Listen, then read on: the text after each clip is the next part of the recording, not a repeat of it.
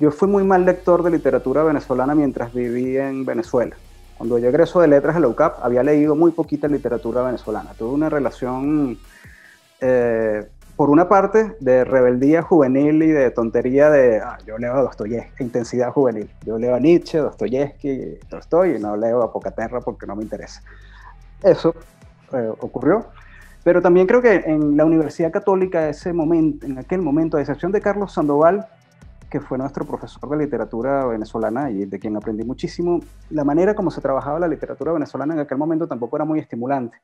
No había mucha conexión yo no tuve particularmente mucha conexión con mis docentes del área de venezolana, y eso reforzó el desinterés. Por supuesto que sí había leído algunas cosas, había algunas cosas que me interesaban. Eduardo Liendo, por ejemplo, siempre fue un autor con el que yo conecté y que lo leí porque un día uno de sus libros apareció en mi casa, que fue El Round del Olvido, allá por los años 90, y después lo conocí en la universidad, asistí a su taller de literatura, entonces siempre fue un autor que estuvo allí.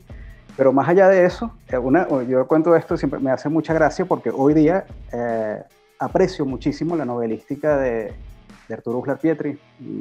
Me emociona, me atrapa, me significa mucho en mi formación actual. Pero cuando en el año 2010 a mí me dan el premio Arturo Uslar Pietri por Un leve la etiqueta azul, yo no había leído Uslar Pietri. Me había leído 2 cuentos, había leído La lluvia y otra cosa, y por exigencia académica. Y fue esa vergüenza de tener un reconocimiento con el nombre de ese señor, irlo a buscar y con mi cara así tan lavada y no haberlo leído, me daba mucha vergüenza.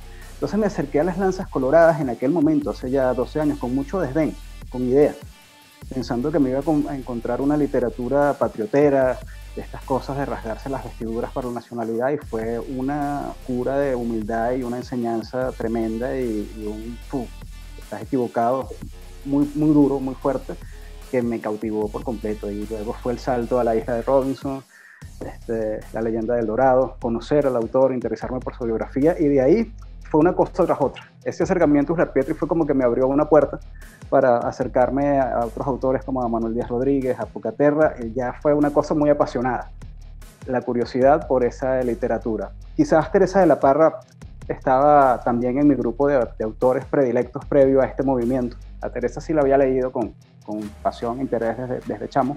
Me gusta mucho su prosa, su narrativa. Pero más allá de ella y quizás otro par de nombres, conocía muy poco. Entonces sí, es verdad que en los últimos 6 años, más o menos, yo no paso un mes sin revisar alguna obra de literatura venezolana que tenía por allí olvidada. La Peregrina de Díaz Rodríguez, Los cuentos americanos de Rufino Blanco Fombona, las cartas hiperbóreas de Pocaterra, siempre lo tengo como tarea, como ya es algo forma parte de mi disciplina lectora, que muchas de esas lecturas, valga la redundancia, estén allí.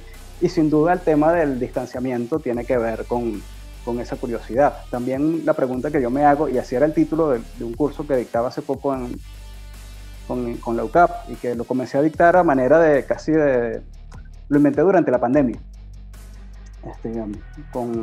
ofreciendo este tipo de club de lectura. Se llama Comprensión de Venezuela. Creo que esa es parte de la tarea pendiente, de entender la locura del país, entender el presente, entender el pasado, ver cómo funciona la ciudadanía, la idiosincrasia, el gentilicio, cómo se articula todo esto, y rastrear esos comportamientos en las obras literarias. Eso me genera mucha curiosidad, y es lo que he estado trabajando hasta ahora de una manera, te digo, con bastante disciplina, con bastante interés.